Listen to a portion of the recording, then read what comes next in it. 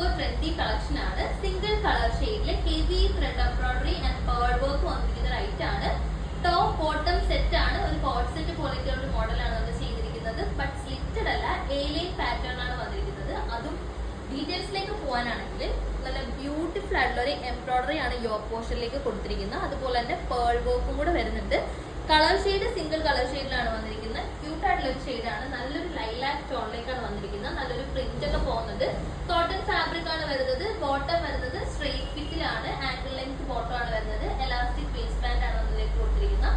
Sleeves കുറച്ചും കൂടി നല്ലൊരു ഡീറ്റെയിലിംഗ് ഉള്ള ഒരു സ്ലീവ്സ് ആണ് വന്നിരിക്കുന്നത്. ചെറിയൊരു പഫ് പാറ്റേൺ പോലെ നമ്മൾ ചെയ്യുന്നുണ്ട്. എൻഡിലായിട്ട് എലാസ്റ്റിക് പ്രൊവൈഡ് ചെയ്യുന്നുണ്ട്. ആൻഡ് ഇവിടെ ലേസ് ഡീറ്റെയിലിംഗ് വരുന്നുണ്ട്.